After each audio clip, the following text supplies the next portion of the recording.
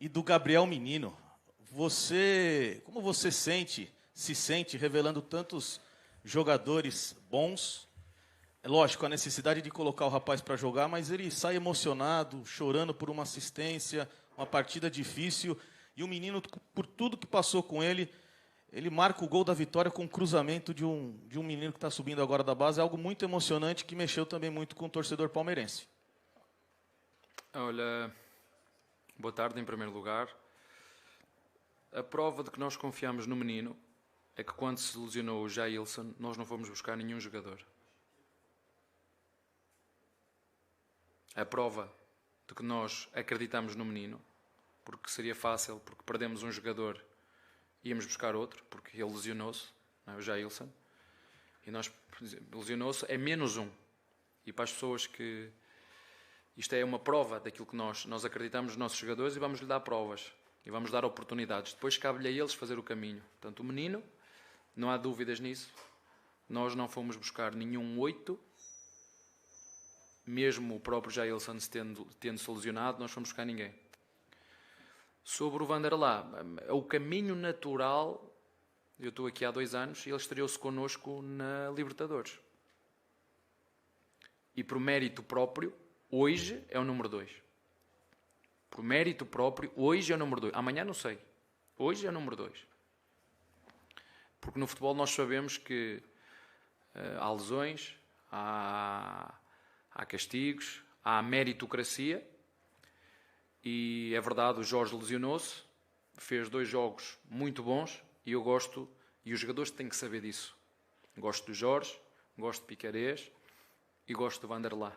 E dentro desta hierarquia destes 3, há umas alturas em que o Piquerez é o número 1, o Jorge era o número 2 e o Vanderlá é o número 3.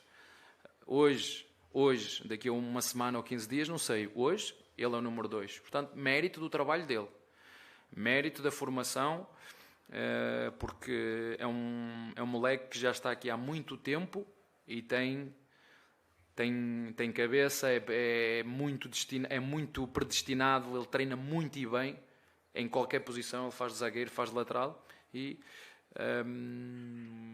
acaba por ser, esses 2 jogadores acabam por fazer uma jogada coletiva, certo, mas onde esses 2 jogadores estão envolvidos e é fruto do trabalho deles. Abel, boa noite. É claro que todo jogo de futebol tem 2 times e as ações de um time elas sofrem influência do que o outro time faz, né? E eu estou falando isso porque quando a gente viu a escalação estava muito claro que o Internacional ia tentar fazer uma marcação mais baixa, negando espaços ao Palmeiras para sair em velocidade, e também ficou claro no intervalo que o Internacional ia mudar a sua postura, tentar jogar um pouquinho mais. Queria que você falasse como é que você planejou o Palmeiras para reagir a esses 2 cenários do Internacional e qual foi a participação do Palmeiras, das ideias do Palmeiras para que o jogo ganhasse essa configuração. Primeiro tempo empurrando o Inter para trás e o segundo tempo com o Inter um pouco mais presente no campo de ataque em relação ao primeiro. Obrigado.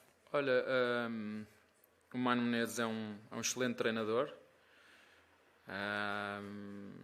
É uma equipa muito bem organizada. Há quem confunda organização com ser retranqueiro. É uma equipa muito organizada, quer defensivamente, quer ofensivamente, e que veio aqui e em função de algumas ausências acabou por tirar o seu meio atacante e meteu o Wanderson, mais um médio, tirou o seu ponta de lança de raiz. Ele tinha 2 no banco, 2 pontas de lança, e acabou por jogar com um jogador mais veloz. Ocupou o meio campo com 4 jogadores e criou-nos algumas dificuldades, sobretudo na segunda parte. Na primeira parte eu acho que nós entramos muito bem. A nossa intenção, porque sabíamos que íamos sofrer nos últimos 20 minutos, porque vínhamos com um desgaste físico muito grande. A nossa equipa entrou a 70% da bateria, né? Porque não há como recuperar. Íamos ter que sofrer nos últimos minutos e a nossa intenção era entrar como entramos, fortes, e tentar resolver o jogo na primeira parte. Eu ainda gostava de perguntar se o frame, né? Onde é que pararam o frame? Né? Eu só espero e desejo que este campeonato seja resolvido dentro das 4 linhas pelas 2 equipas que têm que ser protagonistas, não por uma terceira. É só isso que eu espero. É que o campeonato seja resolvido nem pelo VAR, nem pelos árbitros, seja resolvido pelas equipas dentro do campo. Eu começo a ver muita confusão com o VAR, né? Golos que são validados, volta atrás, vai ao VAR, se tocou neste jogador ou naquele. O VAR só tem que entrar quando é algo escandaloso.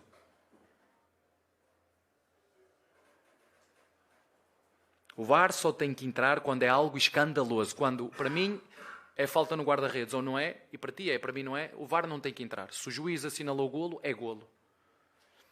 E eu perguntei ao juiz se este VAR era o mesmo de São Paulo.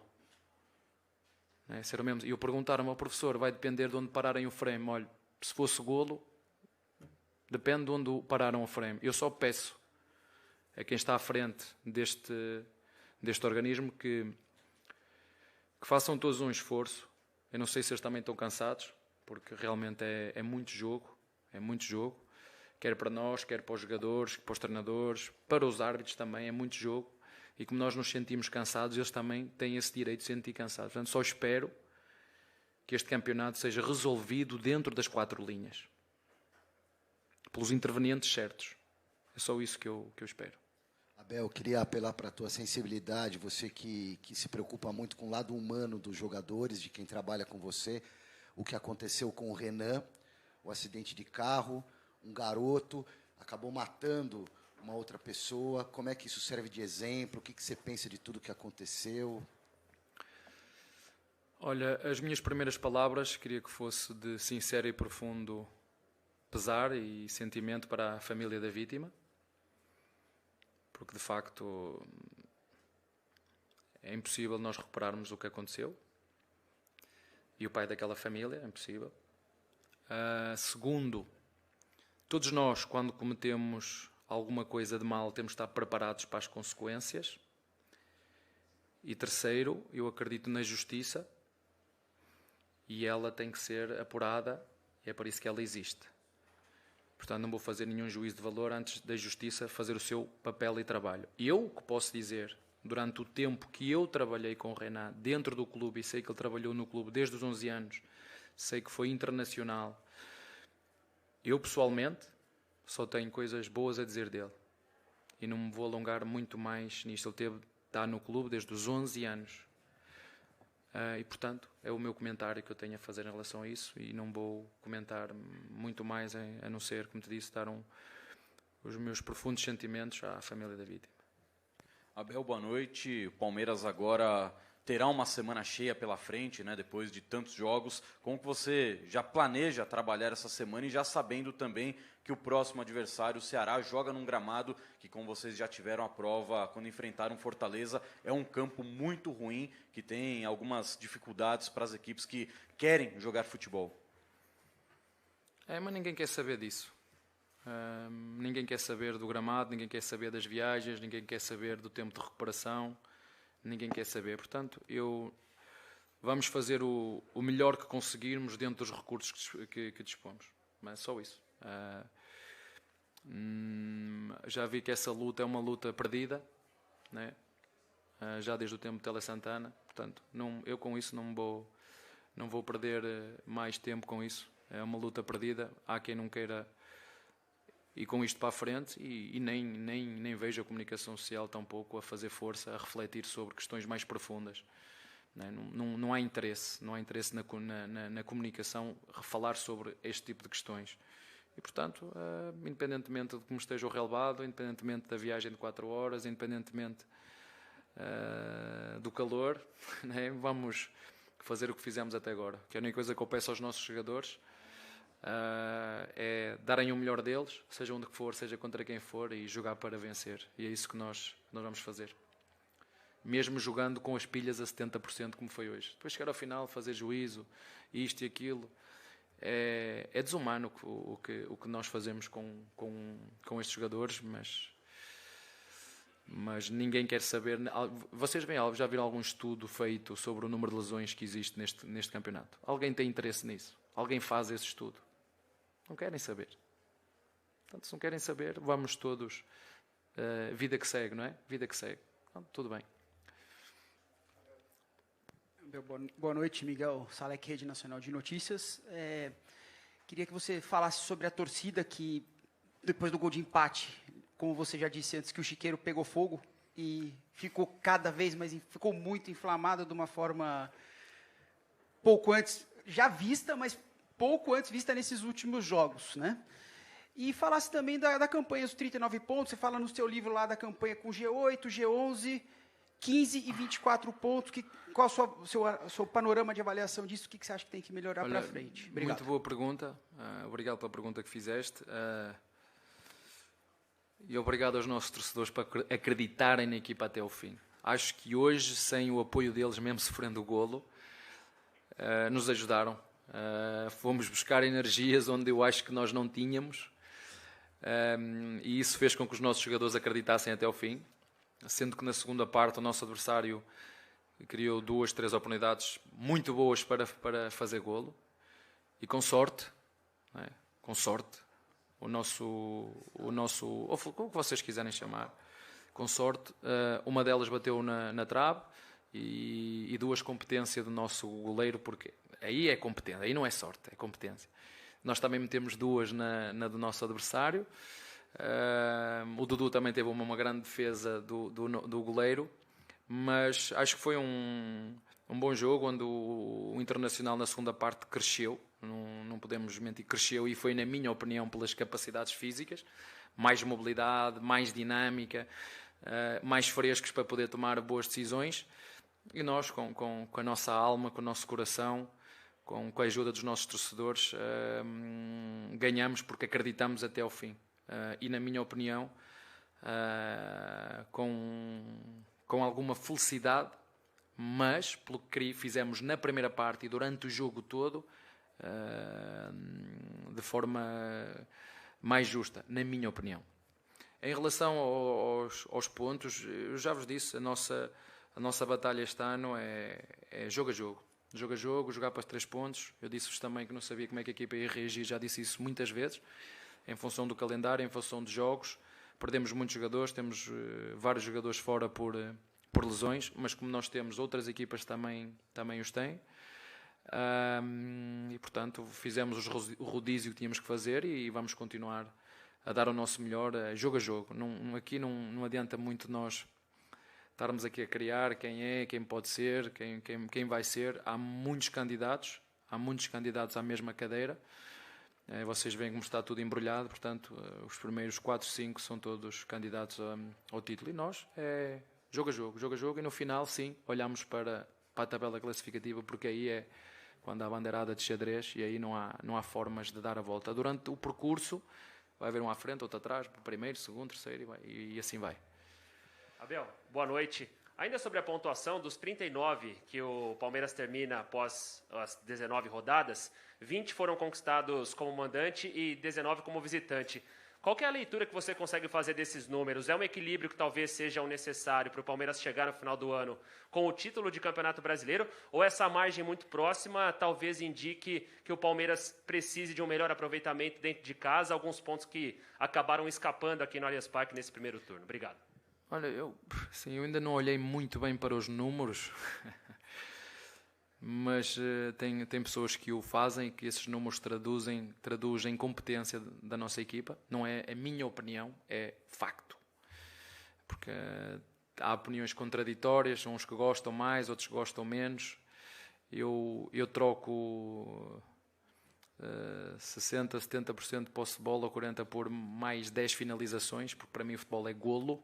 E as pessoas, não é? Porque eu lembro do Guardiola estar no Bayern de Munique e as pessoas acharem entediante, porque é toca, as pessoas não havia. As pessoas querem Klopp, verticalidade, querem golos, querem oportunidades, querem samba, não é? E não sertanejo. Não é? Quem gosta de sertanejo, é mais direto ao assunto, é criar oportunidades de golo, é rematar à baliza e não estar a aquecer a bola, não é? Mas isso eu respeito de todas as formas. Os números dizem que somos uma equipa muito competente. Os números dizem isso. E algumas pessoas, sobretudo algumas pessoas, dizem que realmente os jogadores, isso gosto muito de ouvir a opinião de jogadores de seleção brasileira, jogadores de seleção italiana, que reconhecem competência à nossa equipa, e isso só nos deixa e enche de orgulho e de responsabilidade. E pessoas fora do país também dizem muito bem desta equipa. Ora, se vamos ganhar, não sei se vamos ganhar. Agora que esta equipa faz tudo para ganhar, mesmo jogando a 70% das suas capacidades, que é o caso de hoje. O que eu mais pedi era chegar ao final do jogo e não haver mais lesões, porque não há milagres. Com as viagens que se tem, com falta de tempo para recuperar, com os gramados muitas vezes, uns bons, uns muito bons, porque tem. Também é preciso dizer a verdade, outros que não são tão bons, porque não é um gramado onde joga-se 3 ou 4 vezes por semana, ele vai ficar em condições? Não vai ficar em condições. Mas esses têm sido os nossos grandes adversários. E pronto, são 39 pontos, como te disse. Eu não olho para os pontos, eu olho para cada jogo, darmos o nosso melhor para o vencermos. No final, sim. No final, eu vou olhar e vou ver o que é que nos toca por aquilo que fizemos durante o jogo. Só espero, como te disse há um bocado, que este jogo seja resolvido dentro das 4 linhas, pelas equipas que têm que ser protagonistas. Né? Só isso. Eu só espero que não haja nenhuma equipa protagonista, a terceira que seja a protagonista. Que se tenha a responsabilidade e a humildade de perceber que há coisas que têm que ser melhoradas e que leiam, por favor, leiam a regra do VAR. Leiam. O VAR diz que só tem que entrar em ação quando é escandaloso. Porque se é dúvida, a decisão do árbitro prevalece. Não tem que o chamar. Leiam e leiam. Na escola, quando eu estava na escola, as perguntas de matemática eram interpretação. E uma das coisas que me ensinaram era lê a pergunta 3 vezes devagar. Lê a pergunta. E eu espero que quem é competente, até porque hoje com um telefone conseguimos fazer reuniões, que se uniformize as decisões. Não é contra uma equipa, a gente vê, acontece uma coisa, contra outra acontece outra, o mesmo lance. Não. Na Europa, os árbitros reúnem-se e metem lances que são de interpretação diferente e chegam à uniformização. Quando acontecer isto, a nossa decisão é esta. E hoje é muito fácil fazer isso.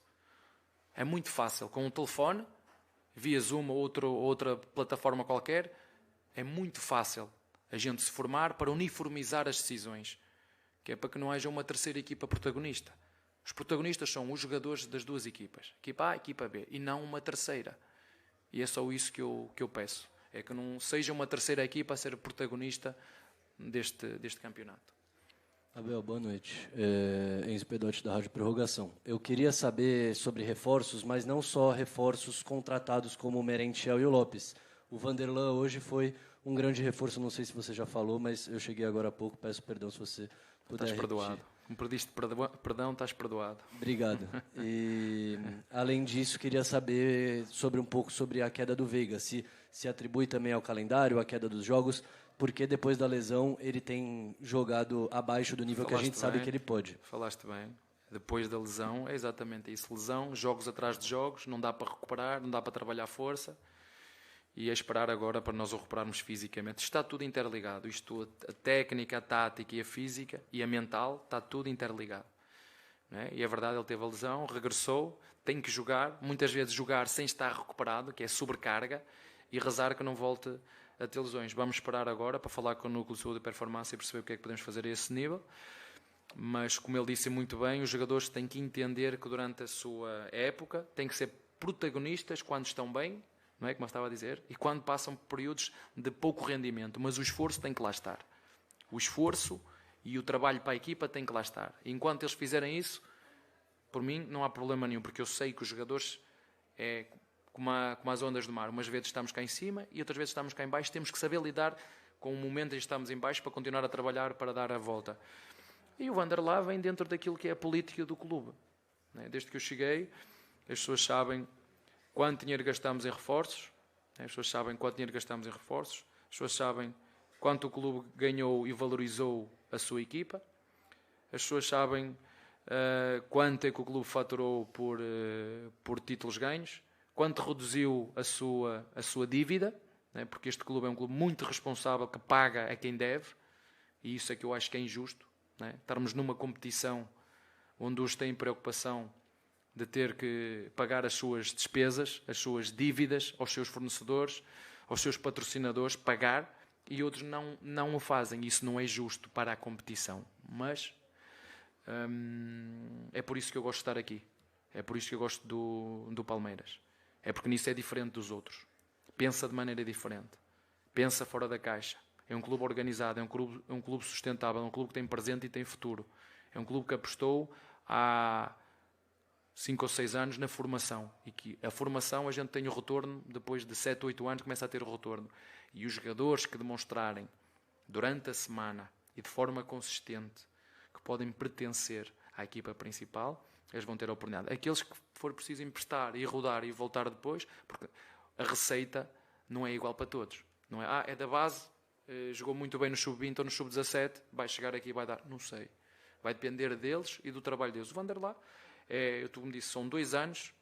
Ele, quando nós chegamos aqui, ele estreou-se na Libertadores, não estavas aqui na pergunta há pouquinho, e por mérito próprio. Mérito próprio, pela forma. Há uma coisa que os jogadores têm que ter. No futebol, se não houver intensidade e vontade, esqueçam a técnica. E são essas equipas que ganham. Não adianta circo. Esqueçam isso. Circo, já vai o tempo em que os jogadores resolviam os jogos sozinhos. Hoje, todos os clubes têm bons treinadores, todos os clubes têm núcleo de saúde e performance, todos os clubes têm condições para dar aos seus profissionais. Hoje o que faz a diferença são as capacidades volitivas. É quem tem mais vontade, quem tem mais fome. Esses são os que ganham. E a minha função não é reunir os melhores jogadores. É fazer a melhor equipa. Nem sempre os melhores jogadores fazem a melhor equipa.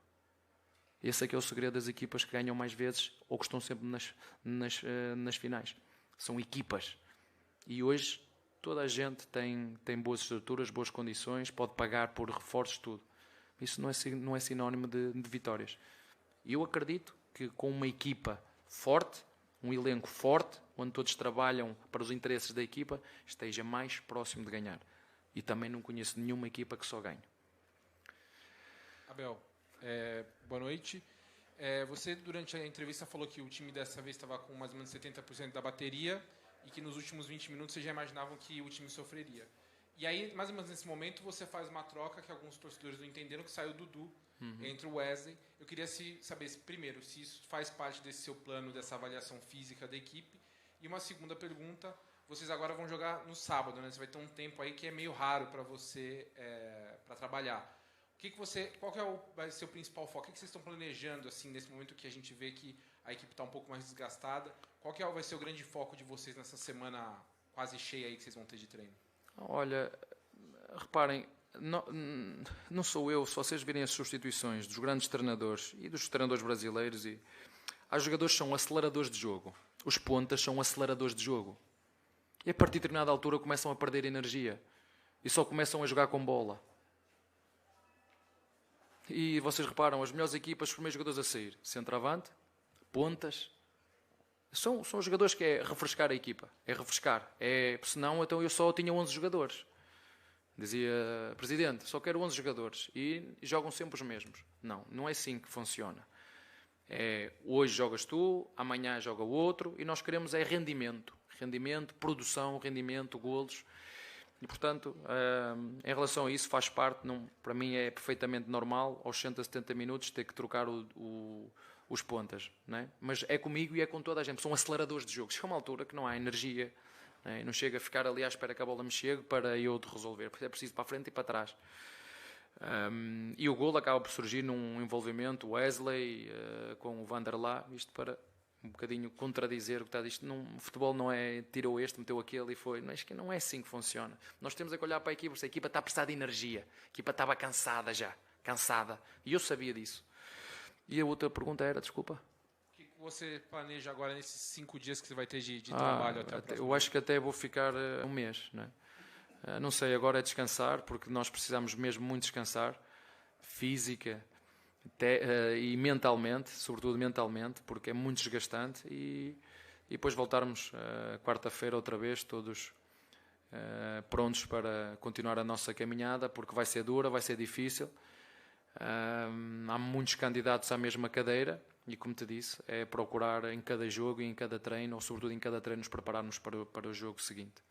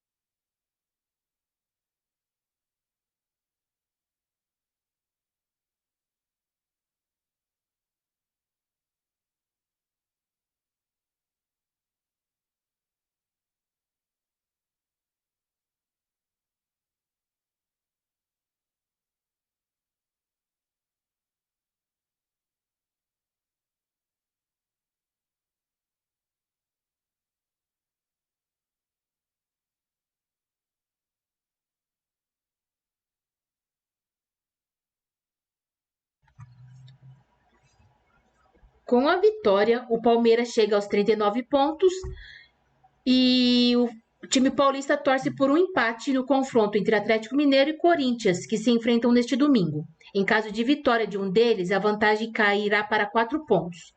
Já o Inter segue com 30 pontos e cai para o 7º lugar.